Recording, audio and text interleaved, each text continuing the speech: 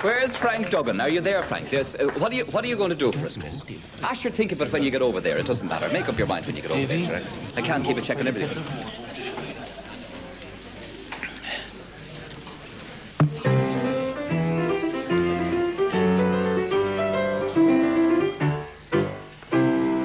Me name is Paddy Leary from a spot called Tipperary.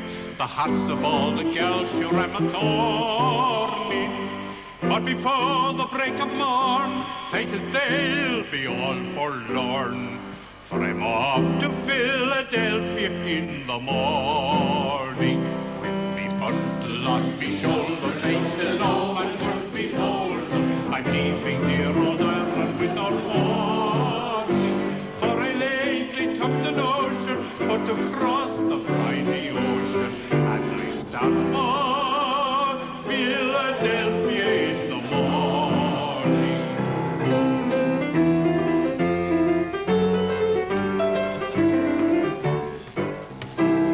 There's a lass called Kate Malone whom I'd hope to call my own, and to see my little cabin floor adorning. But my heart is sad and weary. How can she be Mrs. Leary? If I start for Philadelphia in the morning. Me bundle on me shoulders, think there's no man could be bolder. I'm leaving dear old Ireland without warning. For I lately took the notion for to cross the briny ocean. And I start for Philadelphia in the morning.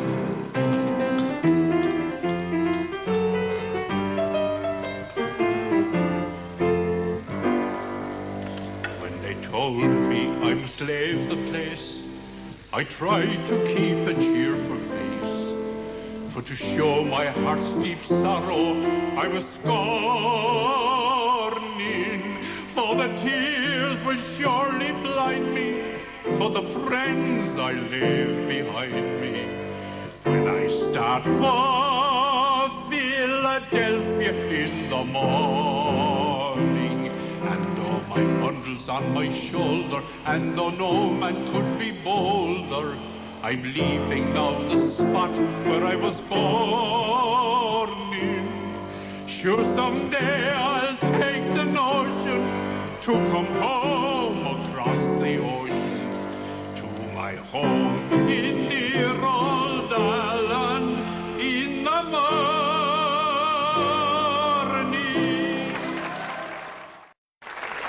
God, I don't know. There's talent for you. Getting old. The only thing they didn't do was the dance. Lads, he forgot to do that. He had a dance rehearsed. We're worn down, but we're not worn out. Does anybody know here how long exactly Chris Sheehan has been playing the romantic lead in so many shows? Could any... Here you boy.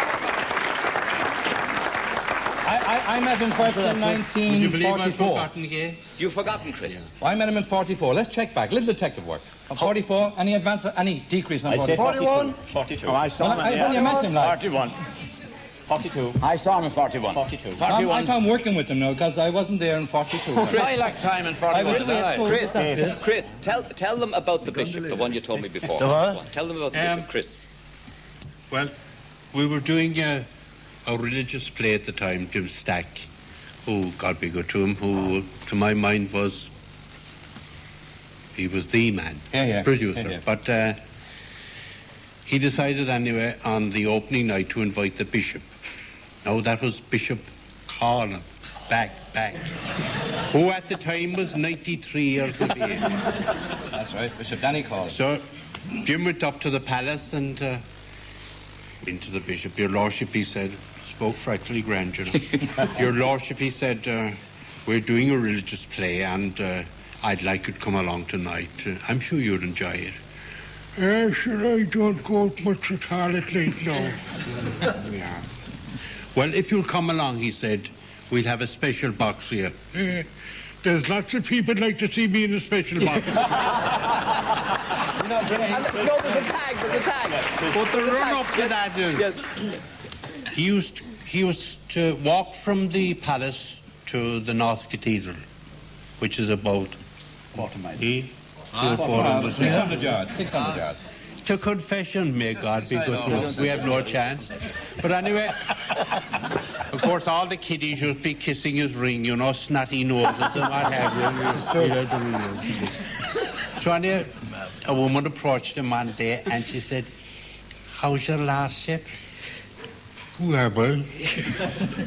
"Kitty Murphy, your lordship." "Oh, Kitty, yeah. How are you, Kitty?" "I'm all right, your lordship, but it's the doctor." "And what's wrong with the doctor?" "She's in the family way, your lordship." "Yeah. When she's my age, Kitty, she'll be in everyone's way."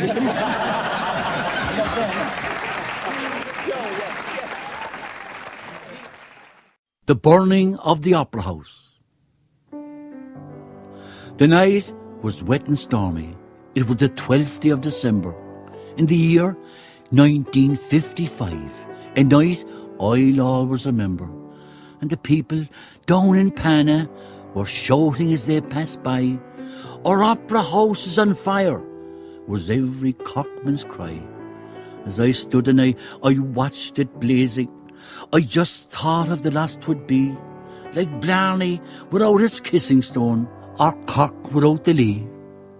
Take Killarney without its colour, without its lakes and fells. Take a Corkman without the echo, or Shandon without the bells. Add those losses up together, take them one by one apart, and the loss of the Opera House you'll not have in a true Corkonian's heart. Now, some young lads stood around me, and to them 'twas one great joke. But I also saw an old man, and I knew his heart was broke. Because when I said, sir, they'll build it again, a much greater one than that," he turned and said, "Ridiculous, boy, don't be talking through your hat." I noticed he wore no overcoat as he stood in the lashing rain, as he watched his memories go up in smoke, a memory for every flame. Ah, yes, here was a real old-timer, his cap and his suit of blue, his shirt with only a front stud, a Corkonian through and through. Well, by to tell you the truth, I was a regular to the opera on Saturday night, and to hear the visiting company sing, 'twas worth staying up all night. And God rest Carol Rosa, and Moody Manners too. But the singers of today, by, they're not fit to wipe their shoes. But I always fancied the Italians. They had voices as clear as a lark, and 'tis often I went to the railway just to welcome them to Cork. And up to the gods, of course, that's where I used to go. And you'd always hear at half-time all the crowds and they're singing in harmony. Do you know, by, 'twas bloody fine. I'll never forget that look in his eyes as the tears streamed down his face. And I patted his shoulder gently, saying, "Sir, your tears are no disgrace. For if I live to be as old as you, all I ask is one small right, that God will keep my memory as fresh as yours is so tonight. But there's one question I'd like to ask you, sir, before you go away. Would you name some great comedians that you saw in your day?" He put his hands deep in his pockets, and his voice still sounded sad. "Well, boy, I'm watching them now for 60 years, and some are good and some are bad. I remember Harry Lauder. He made the people in the gods turn sour. And Danny Hobbs and the Warblers gave me many a happy hour. And then to come up to the present day, Jack Cruz, he was a treat to see. For here, I always went on a Monday night to hear Jimmy O'Dea." As we stood and talked for an hour or more, and we wet into the skin, he shook me hand as he went away, and he said, "Well, bye, I hope we meet again, but here, they can build another one up to the sky, and let the walls be of silver and gold, but will never take the place in my heart like the Opera House of old."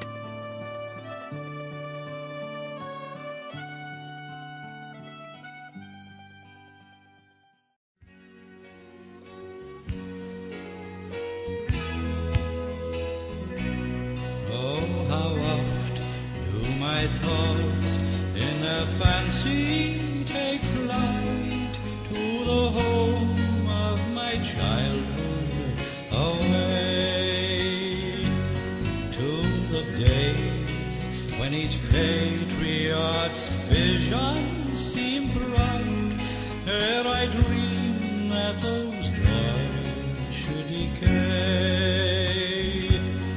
When my heart was as light as the wine winds that blow down the Madai through each elm tree, where we sported and played neath each green leafy shade on the banks of my own lovely lea, where we sported and played neath each green leafy shade on the banks of my own lovely lea.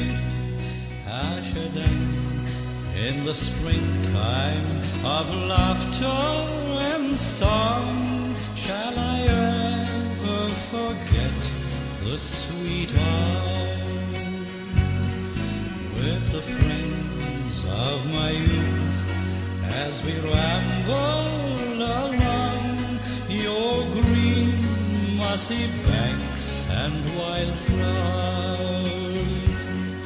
There too, when the evening sun sinking to rest sheds a golden light over the sea,